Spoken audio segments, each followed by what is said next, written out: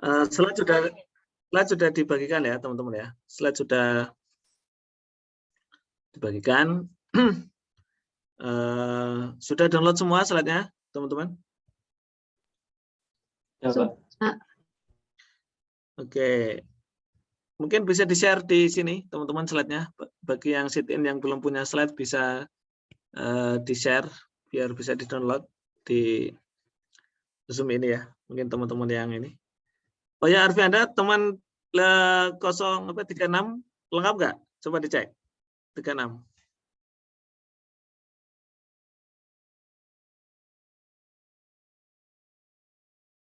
Kalian saya mau lihat di portal ini. Absen di portal.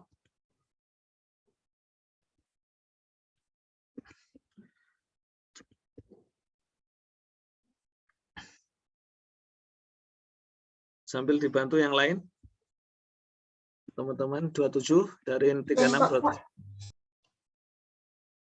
Gimana? Ada yang belum hadir? Mungkin yang sit in itu sudah ada tulisannya sit in ya, baguslah. Maksudnya untuk supaya teman-teman kalau yang absen 36 biar ini. Yang 36 di depannya ada ini nomor absennya, silakan.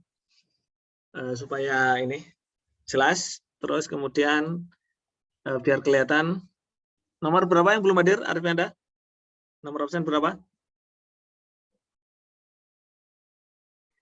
Abdul Aziz. Ali Fitri. Ali Fitri izin ya, sakit. Ali Fitri. Ada yang tahu kalau sakit? Belum tahu. Teman-teman belum tahu. Jadi Ali Fitri ya, panggilannya Fitri. Tadi pagi WA saya ya, Fitri. Sedang di opnam ya. Di opnam di rumah sakit karena tipes ya, sakit tipes. Jadi sedang dirawat. Ya kita doakan semoga lekas sembuh gitu ya. Mungkin nanti Fitri bisa nanti kita adain pertemuan supaya kalau sakit dianggap hadir atau enggak, teman-teman? Kalau sakit absennya hadir atau tidak hadir? Kalau sakit? Kurang tahu Pak, biasanya tergantung dosen Pak. Oke. Nah kalau saya nanti karena ini sakit ya, nanti setelah sembuh nanti mungkin ini biar dianggap hadir. Nanti setelah sembuh nanti Arfiana nanti bilangin ya nanti ya. Nanti untuk ketemu lah nanti ditemenin sama temennya, nanti kita sebagai ganti pertemuan hari nanti bisa saya jelasin materi-materi hari ini sambil ngulang-ngulang gitu ya. Ya teman-teman ya. Ya kita doakan mudah-mudahan semoga lekas sembuh gitu ya. Karena sakit nanti bisa diganti. Jadi ini hadir, dianggap hadir, tapi tadi nanti diganti dengan pertemuan berikutnya. Nanti pas jelasin materi ini, nanti bisa diganti dengan pertemuan berikutnya. Oke, baik. Silakan di ini. Ini sudah sudah direkam ya. Oke, baik. Jadi ini slide ini untuk 2 kali pertemuan teman-teman. Nanti insya Allah kita bahas sampai mana nanti ya. Mudah-mudahan nanti saya kasih opsi ke teman-teman mau diselesaikan atau nanti ada yang dibahas di pekan depan. Kalau kita selesaikan hari ini, nanti pekan depan ya mungkin tinggal latihan-latihan gitu ya, atau ngulangi lagi. Oke, ini topik baru, walaupun sebenarnya logikanya mirip-mirip induk anak tapi beda ya, ini beda. Kalau induk anak itu kan entitasnya entitas terpisah, 2 entitas yang terpisah, badan hukumnya berbeda. Induk sama anak itu PT-nya, nama PT-nya berbeda gitu ya.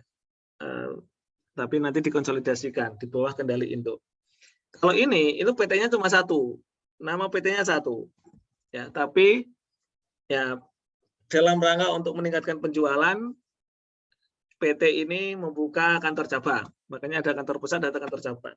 Ada agen penjualan. Jadi fungsinya itu sebenarnya dalam rangka marketing, dalam rangka meningkatkan penjualan produk. Misalnya ada toko yang pusatnya di Jakarta, tapi karena dia ingin merambah, istilahnya meningkatkan pangsa pasar, dia membuka cabang di Surabaya. Contohnya apa? Contohnya apa teman-teman? Contohnya apa? yang bisa ini perusahaan ya, bisa macam-macam, badan usaha bisa apa? Entitasnya macam-macam. Toko makanan, restoran, gitu ya. Di sini ada yang dari Madura nggak? Ada yang dari Madura? Ada yang dari Madura atau Surabaya? Yang hadir di kelas ini ada yang dari Madura, Surabaya? Ada nggak? Madura nggak ada, Pak. Surabaya? Surabaya kayaknya nggak ada, Pak. Surabaya nggak ada ya? Oke, teman-teman yang di kotanya ada cabang itu apa? Pusatnya misalnya di Jakarta atau misalnya terus buka cabang di daerah. Kalau saya nontoin misalnya teman-teman ingat bebek yang terkenal bebek apa? Bebek goreng yang favorit. Haji Selamat bukan, Pak? Haji Selamat, Selamat. Bisa. Kalau di Madura itu ada bebek Sinjai namanya. Sinjai. Nah, terkenal tuh bebek Sinjai. Nah, dia buka cabang di Surabaya. Di Madura dia juga buka cabang. Dia juga punya pusat di Madura. Pusatnya di Madura gitu ya. Cabangnya di ini. Apa beda cabang dengan agen penjualan? Kalau agen penjualan itu dia tidak mandiri ya. Artinya semuanya di handle oleh kantor pusat. Agen penjualan hanya bantu jualin. Semua pencatatan, semua urusan diselesaikan oleh kantor pusat. Jadi otoritasnya hanya menjual, membantu menjual saja. Semua yang lain-lain dihandle oleh kantor pusat, termasuk pembukuan, akuntansi. Jadi agen penjualan tidak membuat jurnal. Itu agen penjualan. Ya misalnya agen koran, agen majalah gitu ya. Itu hanya bantu menjual, nanti yang mencatat penjualannya adalah kantor pusat. Itu kalau agen penjualan. Ya, seperti itu teman-teman. Nah, kalau kantor cabang, nah dia punya otoritas ya secara mandiri, walaupun dia tetap di bawah supervisi kantor pusat, tapi dia punya wewenang untuk mengelola transaksi ya sebagai unit bisnis yang mandiri. Artinya dia bisa membuat jurnal tersendiri.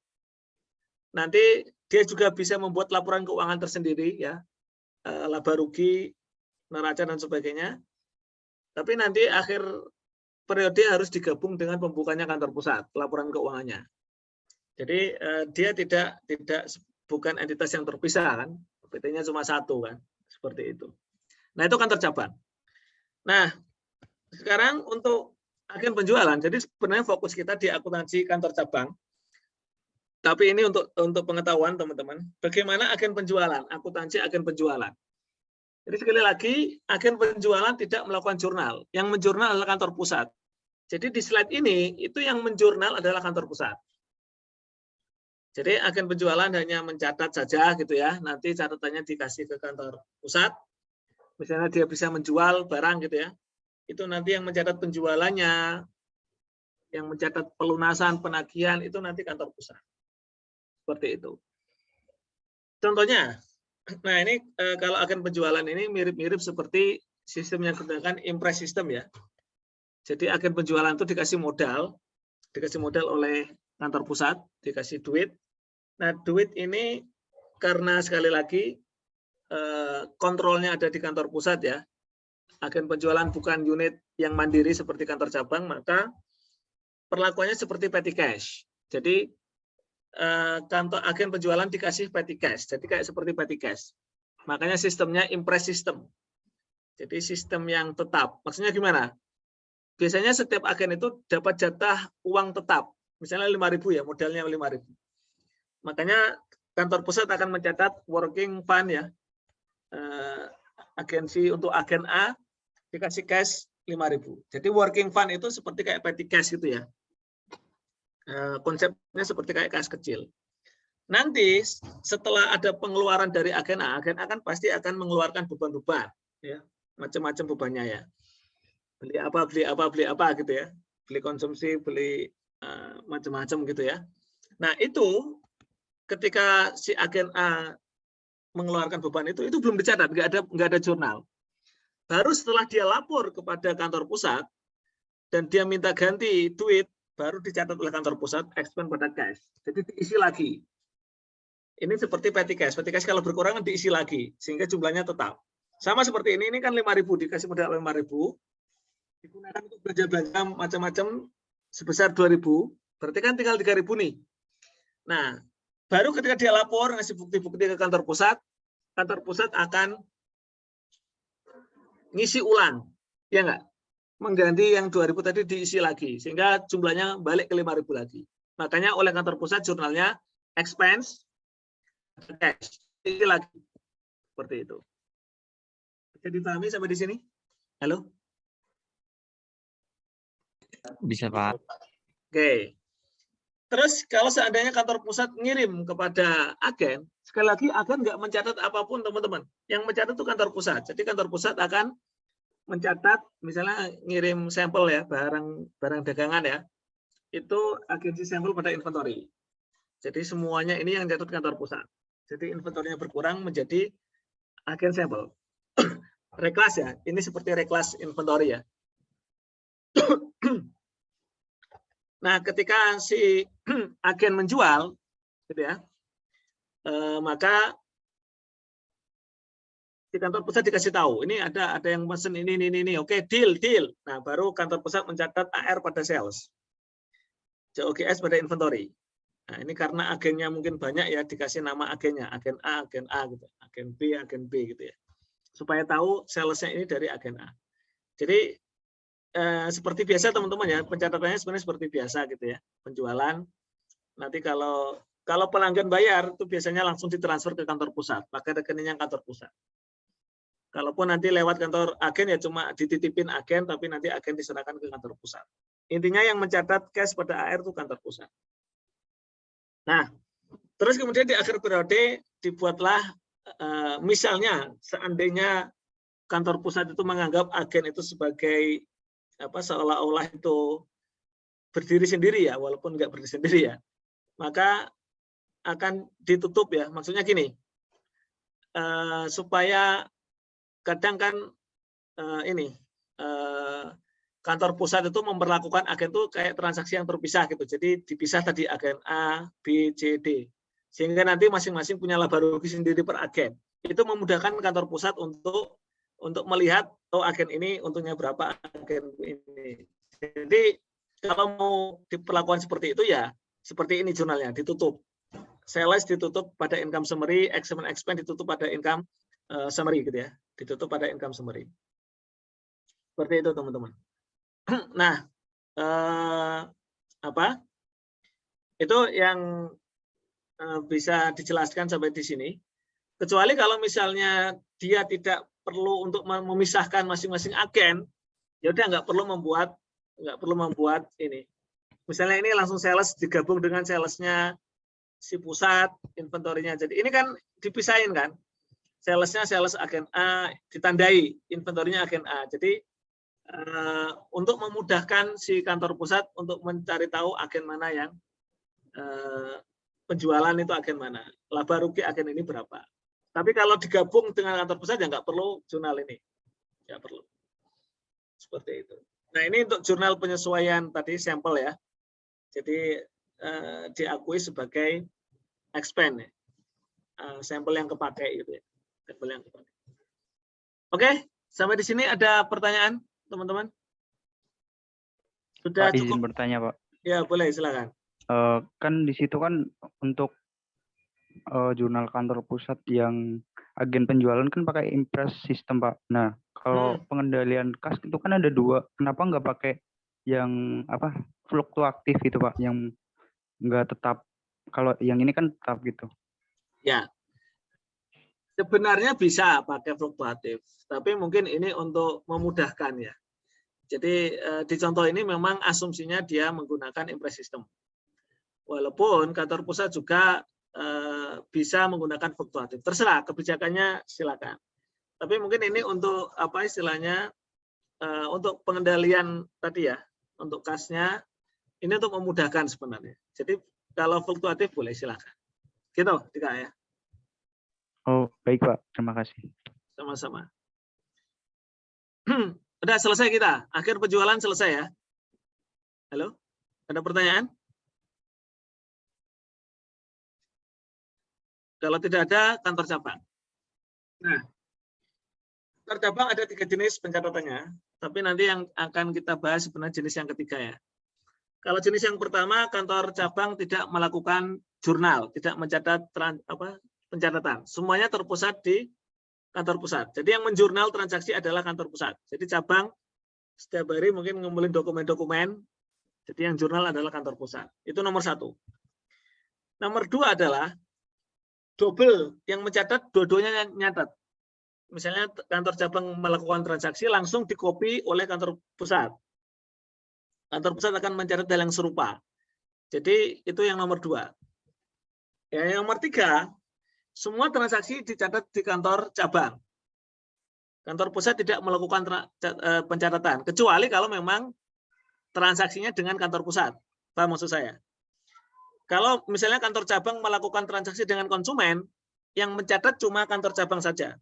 Kantor pusat tidak ada hubungannya dengan konsumen. Paham maksud saya? Kecuali kantor pusat baru akan mencatat jurnal kecuali dia terlibat dalam transaksi itu. Dia akan terlibat, baru dia mencatat. Nah, itulah yang akan kita bahas yang nomor 3 ini. Jadi nanti kantor cabang itu punya laba rugi sendiri. Yang nanti di akhir prode akan digabungkan dengan laba rugi kantor pusat. Jadi dia punya pembukuan tersendiri, punya jurnal sendiri, dan dia nanti akan menghasilkan laba sendiri. Ya, membuat laba rugi sendiri dan nanti akan digabungkan dengan laba rugi kantor pusat. Itu yang nomor 3. Fokus kita adalah yang nomor 3. Jadi yang kita bahas, jurnal-jurnal yang nanti di bawah itu adalah asumsi yang nomor 3. Sampai di sini bisa dimengerti teman-teman? Halo? Bisa, Pak. Oke.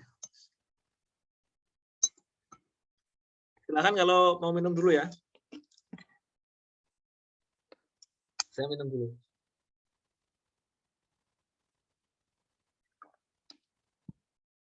Oke. Nah, sekarang ini kita lihat beberapa jurnal ya. Terutama begini, kalau jurnal umumnya sebenarnya sama, jurnal umum kantor cabang dengan transaksi yang lain itu sama. Yang membedakan adalah nanti ketika cabang ada transaksi dengan kantor pusat, intercompany transaction. Nah ini, ada akun resiprokal, ada akun intercompany transaction. Nah inilah yang nanti menyebabkan kantor cabang mencatat, kantor pusat juga mencatat. Ya, kecuali kalau transaksinya itu tidak ada hubungannya dengan kantor pusat, maka kantor pusat no entry. Makanya teman-teman nanti perhatikan ada beberapa transaksi yang kantor pusat tidak ada catatan. Jadi kalau kantor pusat ada jurnal, kok kantor cabang ada jurnal, oh itu berarti transaksinya itu intercompany. Jadi ada hubungannya, saling terkait. Seperti itu. Contoh, ini mulai dari pembukaan awal kantor cabang. Biasanya kalau buka kantor cabang itu biasanya dikasih modal kantor cabang itu. Ya nggak teman-teman? Betul? Betul, Pak. Betul, Pak. Nanti kantor cabang diberikan modal, diberikan dana untuk mengelola, bayar sewa, bayar karyawan, bayar gaji, macam-macam. Gitu ya. Untuk yang lain-lain disuplai di kantor pusat. Makanya saat, perhatikan, saat pertama kali dapat dana dari kantor pusat, itu cabang akan mencatatnya cash pada home office. Jadi home office ini seperti modal ya. Home office itu modal. Ekuitas. Di sisi kantor cabang dia sebagai ekuitas. Home office. Akunnya home office. Itu seperti modal ya. Modal. Dia dapat setoran cash dari home office. Sementara kantor pusat ketika mentransfer dana ke kantor cabang itu diperlakukan sebagai investasi.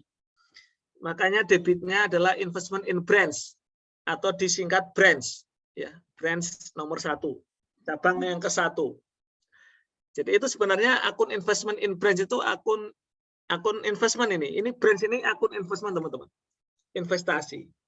Jadi ini ya logikanya mirip-mirip seperti induk anak lah, gitu, investasi gitu ya, investasi. Jadi nanti di neraca dia di posisi aset tetap ya. Maksudnya jangka panjang biasanya investasinya dianggap jangka panjang. Oke. Kemudian ketika nanti ada setoran dari kantor cabang ke pusat, misalnya setoran hasil penjualan atau setoran keuntungan ya. Biasanya nanti setorannya itu biasanya kalau di akhir di nyetor dana ya, hasil keuntungannya itu kayak bagi dividen gitu ya. Maka home office akan didebit, cash-nya dikredit ya, kantor cabang ngasih uang ke kantor pusat, Kantor pusat akan mencatat dia terima cash dan itu akan mengurangi branch ya, mengurangi investasinya. Ya, branch. Ya ini mirip-mirip kayak terima dividen gitu dalam tanda kutip. Gitu. Oke. Nah, itu logikanya seperti itu, teman-teman. Itu transaksi transfer ya, transfer dana dari kantor cabang ke kantor pusat atau kantor pusat ke kantor cabang. Sampai di sini ada pertanyaan? Jelas? Izin Pak, berarti mirip-mirip sama waktu Akpem ya Pak? Iya, mirip-mirip. Tapi ini apa? Ya ini akunnya menggunakan tadi home office sama branch dan ini akun ini saling meniadakan. Nanti saling dieliminasi, resiprokal. Jadi nanti di saat penggabungan itu harus dieliminasi ya. Kayak dulu kertas kerja konsolidasi ya, dieliminasi nanti home office sama branch seperti itu. Baik, jadi kalau ditanya modalnya cabang cuma satu akun yaitu home office. Cabang itu modalnya cuma satu home office. Kalau anak kan modalnya ada share capital karena berdiri sendiri kan anak itu ya. Ada badan hukum, ada share capital, ada RE. Nah kalau cabang ekuitasnya cuma satu dari home office. Dari home office, modelnya dari home office. Oke. Yang kedua adalah pengiriman barang dagang dari kantor pusat ke kantor cabang. Sekali lagi cabang itu untuk barang dagangannya itu dari kantor pusat. Jadi kalau dia restoran itu semuanya disuplai dari kantor pusat supaya sama kualitasnya, standarnya gitu ya. Nah, makanya ketika kantor cabang itu menerima kiriman dari kantor pusat, ini asumsi ini kayak sistem periodik teman-teman, supaya teman-teman gampang memahaminya. Kalau kita dapat barang, kalau sistem periodik debitnya apa? Kalau kita dapat barang dagangan, kalau perusahaan biasa, debitnya apa? Kalau sistem periodik? Purchase pada home office. Nah ini kalau kantor cabang kan nggak beli, ya nggak? Namanya bukan purchase, tapi namanya adalah shipment from home office. Dia dapat kiriman dari home office. Bukan inventory ya. Bukan inventory ini. Ini kalau di contoh ini perlakuannya seperti mirip-mirip sistem periodik. Jadi kayak akun purchase sebenarnya shipment itu. Bedanya kalau purchase kan beli dari orang lain. Ya enggak? Kalau shipment from office itu dari kantor pusat, enggak beli ini. Walaupun sebenarnya kadang kantor pusat juga transaksinya juga kayak jual beli. Maksudnya apa? Bisa nggak kantor pusat ngambil untung dari kantor cabang? Teman-teman. Ada nggak kantor pusat ngambil untung dari kantor cabang? Maksudnya barangnya itu sebenarnya nilainya 100, tapi dijual ke kantor, dalam tanda kutip dijual, seolah-olah dijual ke kantor cabang itu 120. Mungkin nggak? Mungkin nggak? Mungkin, Pak. Mungkin, Pak. Mungkin, oke. Tapi nggak kita bahas di sini sekarang, nanti di slide selanjutnya. Kalau di sini asumsi barangnya 120, juga dihargai juga dengan harga 100, harga 120. Ini kok ini ya, typo ini teman-teman. Bisa 1000 dari mana 1000 ini? Itulah manusia ini. Sebentar. Jadi jurnalnya ketika kantor cabang dapat kiriman dari kantor pusat, dia akan mencatat shipment pada home office. Ya, shipment pada home office. Dia dapat bukan inventory ya, tapi shipment from home office. Ini kayak akun purchase kalau di sistem periodik. Nah, ini sebesar 120. Makanya kok bisa 100.000 dari mana ya? Kopi di atas teman-teman, belum diganti. Nah, oke. Kantor pusat akan mencatat range ya pada shipment to be. Gitu ya. Jadi ini shipment to be ini ya tadi itu nanti akan saldonya kredit ya, jadi mengurangi. Nanti kita lihat di laporan keuangan nanti seperti apa. Oke, ada pertanyaan? Kalau kantor cabang dapat kiriman barang, bukan inventory ya. Ini asumsinya kayak sistem periodik yang diperkenalkan di sini. Jadi shipment from home office, kayak purchase ya, seperti mirip-mirip akun purchase, tapi bukan akun purchase. Kalau akun purchase kan kita dapat beli dari orang lain ya. Ini dapat dari kiriman kantor pusat, jadi shipment from home office dan home office. Nah, di kantor pusat dia dengan mengirim barang itu akan menambah nilai investasinya. Branch ya. Branch pada shipment to branch. Ya. Ini shipment to B itu branch. Ya. Shipment to branch 120. Oke. Sampai di sini bisa diikuti? Apakah terlalu cepat atau sudah pas, teman-teman? Bisa, Pak. Pas, Pak. Oke, baik. Terima kasih. Sekarang yang nomor 3. Nah, nomor 3 ini, kantor pusat bayar beban-beban, dibayar sendiri. Kalau dibayar sendiri berarti kantor pusat tidak perlu mencatat. Kantor cabang yang mencatatnya. Bayar gaji, bayar sewa, bayar telepon, bayar listrik. Nah, itu semuanya yang bayar kantor cabang berarti langsung expend pada cash. Jadi seperti biasa ya, expend pada cash. Kantor pusat tidak ada hubungannya dengan kantor pusat karena yang bayar langsung kantor cabang. Oke, ini no entry. Bagaimana kalau ada beban-beban yang nanggung itu kantor pusat? Beban cabang tapi yang bangun kantor pusat. Contohnya beban pajak. Pajak itu yang bayar kantor pusat, misalnya semua pajak dipusatkan di kantor pusat. PT-nya kan satu, NPWP-nya kan satu, ya enggak? NPWP-nya satu, yang bayar kantor pusat. Maka semua expense yang nyatat kantor cabang, expense-nya, tapi kreditnya bukan cash tapi home office. Karena nanti yang menanggung itu adalah kantor pusat. Jadi bedanya dengan yang atas, kalau atas itu yang bayar langsung kantor cabang, langsung dibayar oleh kantor cabang, di cash-nya kantor cabang. Tapi kalau yang bawah, itu yang nomor 4, itu beban-beban ini yang nanggung bukan kantor cabang. Kantor cabang nggak bayar beban itu. Yang bayar nanti kantor pusat. Jadi dibebankan ke kantor pusat, makanya home office. Oke. Nah, kantor pusat nanti akan mencatat branch. Jadi semua pengeluaran itu debitnya branch ya. Masuk branch. Nah, di sini asumsinya asuransi ini sudah dibayar di muka, sehingga nanti tinggal mengkredit prepaid insurance, pajaknya ya, belum dibayar, jadi tax payable, dibebankan kantor pusat, tax payable. Nah, iklannya kalau langsung ya di kredit expense ya, advertising expense, tapi kalau sudah dibayar di muka ya prepaid advertising, seperti itu. Nah, nanti kita praktik ya teman-teman ya, kita latihan. Ini jurnal ini, yang nomor 4. Sampai di sini bisa dipahami? Halo? Halo? Bisa, Pak. Oke. Nomor 5, melakukan penjualan. Ingat, karena ini sistemnya mirip-mirip tadi ya yang saya sampaikan, mirip periodik, dari awal tidak mencatat akun inventory. Dari awal tidak mencatat akun inventory tapi akun shipment tadi ya. Maka ketika jual, si cabang tidak ada akun COGS pada inventory. Halo, betul ya? COGS pada inventory itu adanya kalau pakai sistem perpetual.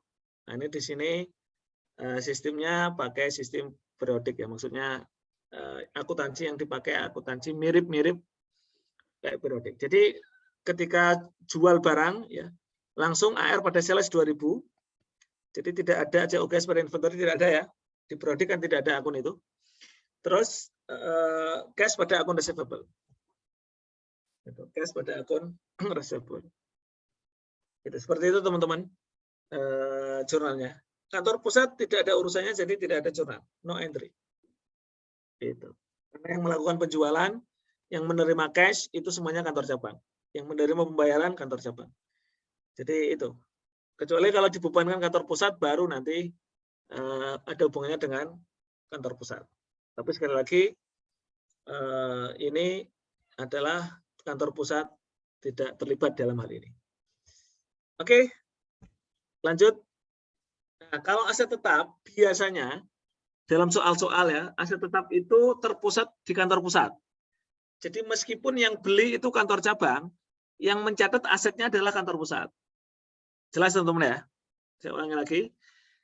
Untuk aset tetap, itu yang mencatat akunnya adalah kantor pusat. Kalau yang di contoh pertama kan jelas dia yang beli ya, kantor pusat beli, equipment pada cash, dia yang beli, tapi dia nggak pakai ya, kantor pusat beli equipment langsung dikirim ke kantor cabang, atau tokonya langsung suruh ngirim ke kantor cabang. Nah, kantor cabang akan mencatat depresiasi, depreciation expense. Tapi karena akunnya adalah miliknya, equipment miliknya kantor pusat yang mencatat equipment, maka depresiasinya itu yang mencatat kantor cabang, tapi akumulasinya ke kantor pusat. Jadi depreciation expense pada home office, kantor pusat akan mencatat branch pada akumulasi depresiasi. Jadi ada jembatan ini, ada jembatan. Harusnya kan langsung expense pada akumulasi depresiasi, ya enggak? Tapi karena sekali lagi untuk aset tetap, ini khusus aset tetap, itu biasanya kebijakannya semuanya dipusatkan di kantor pusat, ya. Artinya yang mencatat itu kantor pusat, maka ketika depresiasi, kantor cabang mencatat depreciation expense pada home office, kantor pusat akan mencatat branch pada akumulasi depresiasi. Oke, itu kalau yang beli adalah kantor pusat. Jadi mengerti teman-teman? Halo? Bisa Pak. Pak izin Pak, itu untuk jurnalnya yang kantor cabang belum ada angkanya, sedangkan yang pusat itu tipe Pak, 3.000. Oh ya, boleh. Betul. Ya, ini mau disusunkan berapa tahun ini? Ini Mungkin kan 10 Pak. 10. Kenapa? 10 tahun Pak, garis lurus. Garis lurus ya? Mana? Di situ ada keterangannya? Di situ diketahui 300 per akhir periode Pak. Jadi Oh kan ya. 10.000 bagi 300, 3.000 bagi 300 kan 10. Ini 300 ya? Ya enggak? Iya Pak. Ini sutannya betul. Setiap tahun. Ya, terima kasih. Ini typo. Ya. Oke. Jadi depresiasinya per tahun ya. Ya, betul, ini ada keterangannya. Terima kasih. Ini lupa. Silakan diperbaiki, teman-teman. Memang baru ketahuan kalau pas ngajar gini ya. Oke. Nah, bagaimana kalau yang beli adalah, ini kan yang beli adalah kantor pusat yang beli peralatannya, betul nggak? Halo?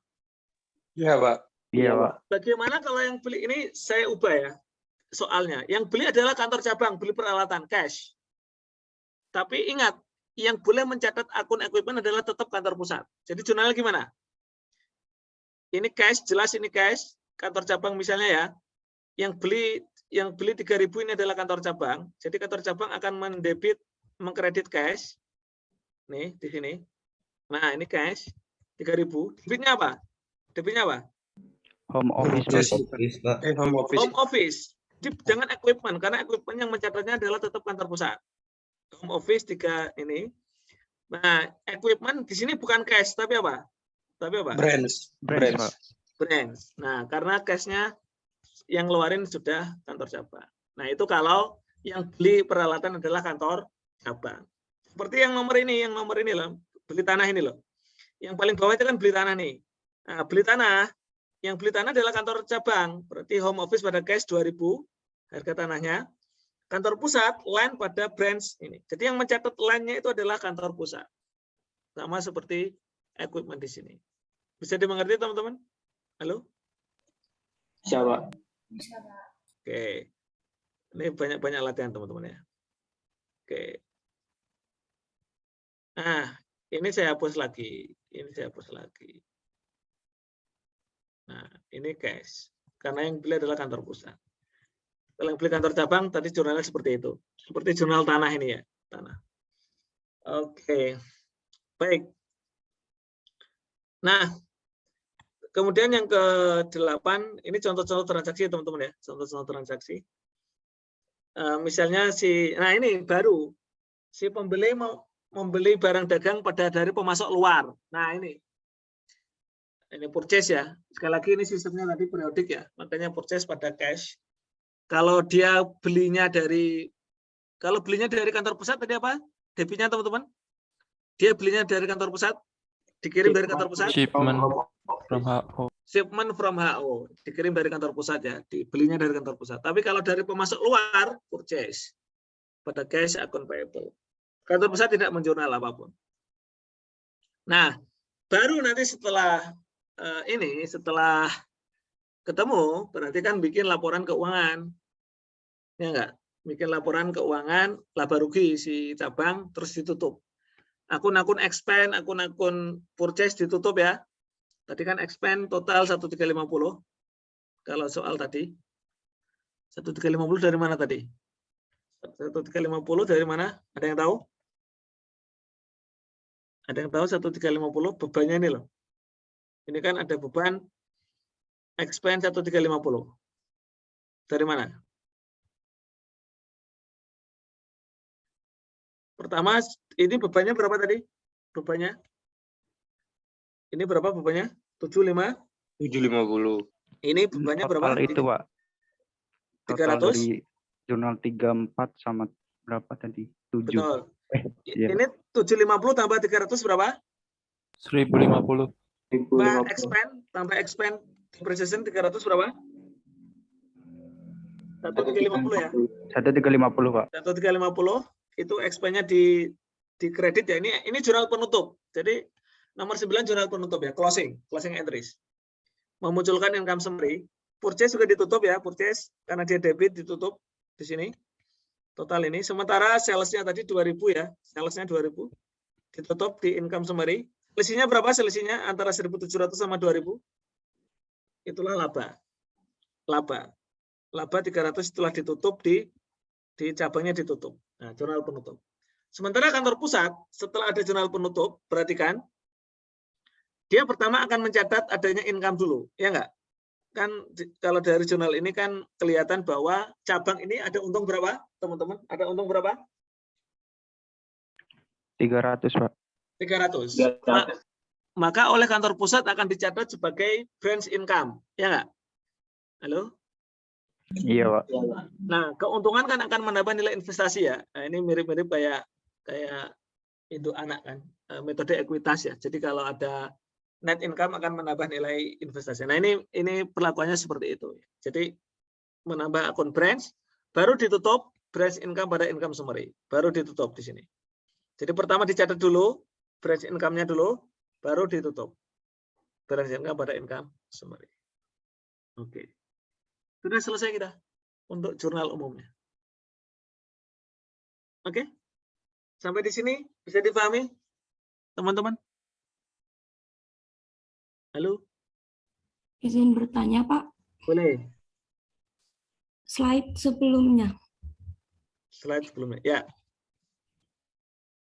Nah, ini kan waktu kantor cabang dapat inventory dari kantor pusat itu nyatetnya shipment from HO. Dan kantor pusatnya shipment to B.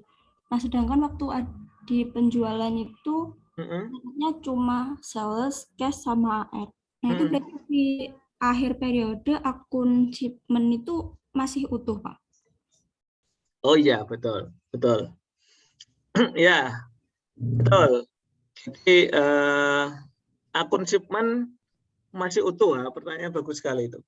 Jadi sebenarnya ini akun shipment nanti ditutup sebenarnya ini, Sumaradi. Jadi benar ini. Jadi akun shipment nanti ditutup ya. Termasuk sekarang begini. Ini ada akun inventory nggak ini? Ada akun inventory nggak? Nggak ada, Pak. Ada akun inventory nggak, teman-teman? Nggak ada, Pak. Nggak ada, Pak. Nggak ada akun inventory ya? Maksudnya di akhir periode inventory-nya habis terjual ya? Asumsi ya? Halo? Iya nggak? Iya, Pak. Nah, jadi sebenarnya ini betul ada yang kurang. Nanti artinya shipment nanti ditutup. Akun shipment nanti ditutup di sini. Jadi ini sepertinya ada yang miss ini. Kalau disambung ceritanya ya. Ini permisalannya misalnya ya ini. Ini kayaknya kiriman dari kantor pusat nggak cuma 120 kayaknya. Dijual kan 2000 ya. Kan ini banget. Tapi harusnya betul. Harusnya nanti shipment itu ditutup ya. Ditutup karena dia seperti akun purchase sebenarnya. Nanti di contoh selanjutnya ada seperti itu, Sumadati. Ya enggak? Halo? Iya, Pak. Oke. Nanti kita ke contoh berikutnya. Ini kelewat ini. Ini contoh di modul ini. Ini kan contoh di modul ya. Jadi kalau mau begini, kalau mau sekalian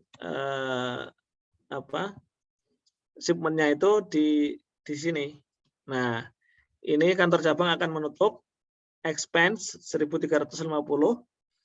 Itu di situ di bawahnya ada shipment. Nah, kalau mau benar ini ada shipment di sini. Nah, gitu. Ya, seperti itu. Jadi ini kan kebetulan contohnya nggak komprehensif ya. Jadi ini sepertinya contoh-contoh yang ini. Tapi kalau mau di ini, ya tadi betul ya. Ini asumsi tidak ada barang dagang di kantor pusat sudah habis semua ya, teman-teman ya. Soalnya nanti kalau ada sisa harus dicatat inventorinya, inventory pada income summary. Jadi kalau sistem periodik itu di akhir periode memunculkan akun inventory, betul nggak? Halo, halo, jelas? Teman-teman bisa difahami? Bisa, Pak. Nah, ya, jadi ini sebenarnya nanti di berikutnya sudah ada ini, contoh ini. Tapi ini saya copy dulu. Nah, ini jurnalnya seperti ini. Nah, ini adalah shipment from HO. Nah, besar berapa tadi? 120 ya? Iya, Pak. Iya, Pak. Nah, 120. Betul. Ini ditutup. Karena ini seperti akun purchase ya, ditutup. Jadi asumsinya tidak ada, jadi semuanya terjual. Jadi dia OGS-nya itu. Jadi semuanya terjual ya. Jadi semuanya yang dari kantor pusat sudah terjual. Oke.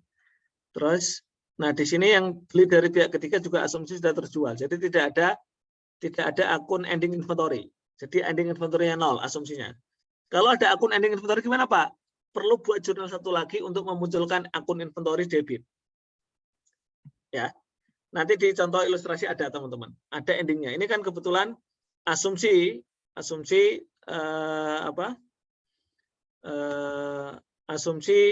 akun inventory-nya habis semua.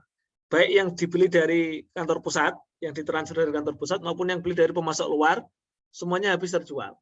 Makanya akunnya semuanya ditutup, tidak ada akun ending inventory yang dimunculkan. Nah, di sini berarti berkurang nih. Ini tambah berapa nih? Ini berarti 1 berapa, teman-teman? 1,820. Ya enggak? Halo? Iya, Pak. Berarti ini selisih berapa? 120 ya? 100 berapa? 180, Pak. 180. Nah, oke. Ya ini kelewat di modul sepertinya agak kelewat itu. Tapi di sini logikanya bisa dimengerti ya teman-teman ya. Halo? Halo? Bisa dimengerti? Bisa? Bisa, Pak. Oke. Oke. Kalau tidak ada ini, sekarang kita lanjut ke jurnal penyesuaian. Baru setelah itu nanti ilustrasi yang secara penuh. Silakan. Untuk memahami, saya kasih waktu untuk bertanya sebelum saya ke jurnal penyesuaian. Intinya mencatat apa yang belum tercatat, intinya gitu teman-teman. Kantor pusat sudah mencatat. Ya, silakan, Naomi. Izin bertanya Pak, yang slide 6 tadi. Ya. Ini Pak, yang nomor 4 itu. Berarti ini asumsi prepaid insurance ini, kan ini awalnya dicatat sebagai aset ya Pak. Berarti dia yang sudah terpakai oleh cabang, makanya dia jadi asetnya jadi di kredit gitu ya Pak. Betul. Jadi kantor pusat itu dari awal sudah mengasurasikan untuk semua cabangnya, sudah dibayar di depan. Jadi, terus? Ya, untuk yang tax payable ini Pak, nah dia itu jadi tagihan bagi kantor pusat. Jadi kantor pusat, kantor cabang di akhir periode ngitung pajaknya berapa, maka yang nanti yang akan bayar kantor pusat. Tapi baru tagihan dulu tax payable, belum dibayar. Oh, belum dibayar Pak. tapi sudah dibebankan sama si cabang ya Pak. Betul, betul. Berarti jurnal tax payable pada cash untuk kantor pusat nggak perlu ya Pak? Nanti kalau pas bayar, Oh gitu. kalau pas store ke kantor pajak, ya enggak? Iya benar Pak. Nah, kalau pas store ke kantor pajak, nah, enggak dimunculin di sini. Oke Pak. Terima kasih Pak. Sama-sama. Nah, untuk advertising expense kenapa dikredit ini karena tadi ya, jadi pendekatan beban. Kalau mau yang kalau di soal ujian tahun kemarin itu sama-sama prepaid ya, advertisingnya juga udah dibayar di muka, sehingga pakai prepaid. Kalau enggak ya sini langsung dibebankan di kredit advertising expense 150 seperti itu. Oke, jadi udah dibayar dulu oleh kantor pusat, jadi bebannya itu kantor pusat itu sudah bayar sekalian gitu loh. Kalau di sini dia bayar iklan total untuk kantor pusat dan kantor cabang. Sementara yang dipakai kantor cabang kan 150. Berarti untuk kantor pusat berkurang 150 beban iklannya. Karena yang 150 sudah diklaim oleh kantor cabang. Gitu. Bisa dimengerti nggak teman-teman? Kenapa advertising expense dikredit oleh kantor pusat? Halo? Halo? Bisa Pak. Ya tadi asumsinya kantor pusat itu sudah membayar langsung waktu dia membayar beban iklan untuk keseluruhan. Tolong ini saya ada iklan untuk media massa, tolong iklannya juga untuk kantor pusat, kantor cabang, ya gitu kan? Misalnya 1000. Jadi jurnalnya dia waktu itu advertising expense pada cash 1000. Dia jurnalnya seperti itu, asumsinya 1000. Nah, untuk alokasinya untuk kantor cabang berapa? Ternyata kantor cabang alokasinya 150. Makanya yang dari 1000 itu perlu dikurangi 150 karena yang 150 sudah dicatat di cabang. Itu kalau jurnal di awalnya advertising expense pada cash. Bisa dimengerti? Halo? Bisa dimengerti, teman-teman? Bisa, Pak. Ya, Tapi kalau dari awal nyatetnya itu prepaid advertising pada cash, ya nanti yang dikredit adalah prepaid advertising. Gitu. Gimana Naomi? Bisa dipahami, Naomi? Iya Pak. Nah misalnya Pak awalnya itu advertising itu 1000. Nah yang terpakai sama cabang itu 150. Nah berarti yang dikredit advertising, prepaid advertisingnya tetap 150 kan Pak? Iya, tetap 150. Sebesar yang sudah terpakai Pak? Iya, betul. Betul. Terima kasih Pak. Oke, sama-sama. Oke, kalau sudah, sekarang kalau yang ini jurnal penyesuaian ini konteksnya adalah ada beberapa transaksi yang sebenarnya harusnya dicatat tapi belum dicatat. Ya. Ya gimana caranya? Ya dicatat. Nah, gitu. Contohnya misalnya ada beberapa kejadian yang contohnya di kantor cabang ketika dapat kiriman dari kantor pusat, harusnya kan sudah dicatat. Kenapa kantor cabang belum mencatat? Karena belum nyampe. Jadi good in transit. Nah, kalau metode shipping kan, walaupun in transit tetap harus dicatat. Betul nggak teman-teman? Halo? Iya, Pak. Nah, ini. Makanya di sini perlu dicatat. Ini asumsinya shipping point ya. Jadi meskipun dalam perjalanan sudah dicatat. Makanya harus dicatat. Penyesuaian. Jadi ini konteksnya kenapa nomor 1 ini seperti ini. Ini konteksnya kantor pusat sudah menjurnal pengiriman barang sudah dikirim, tapi kantor cabang belum menjurnal. Kenapa? Barang belum diterima. Ya. Karena ini asumsi shipping point dikasih tahu, barang sudah dikirim loh, sudah dibawa kurirmu. Oh iya, baru dicatat. Nah, baru dicatat. Waktu ya, jadi di akhir periode dicatat shipping from home office pada home office. Sama seperti jurnal nomor 2. Jurnal nomor 2 itu kasusnya pelanggan kantor pusat, pelanggan kantor cabang itu sudah langsung bayar ke kantor pusat. Jadi kantor pusat menerima pelunasan dari pelanggan. Jadi langsung dibayar ke kantor pusat. Makanya kantor pusat mencatatnya gimana teman-teman? Dia terima cash pada apa? Halo? Cash pada? Kantor pusat ketika terima 750 dia akan mencatat cash pada apa? Bukan AR, bukan AR. Yang mencatat AR-nya kan kantor cabang. Yang punya AR-nya kantor cabang. Cash pada branch. Nah, sementara kantor cabang harusnya mencatat home office pada AR, betul nggak?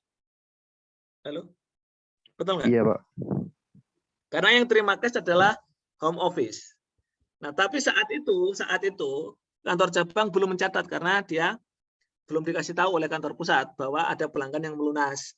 Baru dikasih tahu, oh ya ini ada pelanggan di akhir periode ini ada pelanggan yang melunasi loh. Oh ya, baru dicatat home office pada akun receivable. Itu konteksnya seperti itu. Jadi ini contoh-contoh jurnal penyesuaian di akhir periode untuk mencatat transaksi yang belum tercatat. Oke. Yang nomor 3 itu contoh yang kantor pusat belum mencatat. Ya tadi ketika kantor cabang itu beli peralatan teman-teman, tapi kantor cabang belum ngomong ke kantor pusat. Padahal harusnya kalau beli peralatan itu kantor cabang ngomong nggak kantor pusat teman-teman? Ngomong nggak? Ngomong nggak? Iya, Pak. Ngomong, Pak. Ngomong, Pak. Kenapa harus ngomong? Karena yang akan mencatat aset tetapnya peralatannya itu adalah kantor Pusat. Kantor pusat, Pak. Jadi waktu kantor cabang mencatat home office pada cash sebesar 1.000, dia akan beli peralatan. Kantor cabang akan mencatat home office pada cash. Dia sudah mencatat ini 1.000. Karena dia nggak boleh mencatat equipment. Dia harus mencatat home office. Yang mencatat equipment adalah kantor pusat. Tapi dia nggak ngomong kantor pusat. Jadi kantor pusat saat transaksi ini, saat kejadian ini, dia belum membuat jurnal kantor pusatnya. Maka di akhir periode ada rekonsiliasi. Kamu beli peralatan ya? Oh iya. Nah, kantor pusat ternyata belum mencatat. Baru dicatat equipment pada branch sebesar 1.000. Bisa dimengerti? Halo? Bisa, Pak. Ya, Pak. Oke. Silakan kalau ada pertanyaan. Selesai kita. Selesai. Baru, nah ini contoh yang komprehensif. Setelah itu baru transaksi khusus nanti. Oke, selesai kita hari ini. Kalau mau diselesaikan nanti beberapa materi nanti saya jelasin untuk yang pekan depan. Oke, ini transaksi untuk kantor cabang. Insya Allah nanti tambahi penjelasan sedikit teman-teman bisa jadi bekal untuk mengerjakan soal tahun lalu. Mungkin soal tahun lalu insya Allah kita bahas pekan depan lah. Soal UAS tahun lalu insya Allah kita bahas pekan depan. Ini kita sampai di sini dulu. Ada pertanyaan nggak? Halo. Kalau mau diulangi saya ulangi. Izin Pak, saya masih belum paham yang nomor 2 Pak, boleh diulang Pak? Yang nomor 2 yang mana? Yang slide ini Pak. Oke. Siapa mau membantu menjelaskan? Nomor 2. Saya kasih kesempatan. Yang sudah paham nomor 2, siapa yang mau membantu menjelaskan nomor 2? Silakan. Saya tawarkan dulu ke teman-teman. Nomor 2 itu apa sih konteksnya teman-teman? Nomor 2 itu? Transaksinya apa sih nomor 2 itu? Penjualan terus di penagihan, Pak. Oke. Itu penjualan yang melakukan kantor pusat, tapi ditagihkan ke kantor yang melakukan kantor cabang, tapi ditagihkan kantor pusat, betul nggak? Iya, Pak. Nah, beda dengan yang transaksi ini tadi, yang nomor 5 ini tadi beda artinya. Kalau nomor 5 ini penjualan di kantor cabang sekaligus penagihan juga di kantor cabang, betul nggak? Makanya kantor cabang yang menerima pembayaran cash itu kantor cabang. Jadi AR pada sales, cash pada AR. Tapi dalam konteks ini itu dari awal transaksinya ini adalah yang melakukan memang kantor cabang, tapi nanti pembayarannya terpusat di kantor pusat dalam konteks ini ya, dalam kasus ini. Sehingga kantor cabang tidak terima cash, betul nggak? Ya. Bahkan saat penjualannya pun jurnalnya bukan AR pada sales, tapi apa? Ada apa?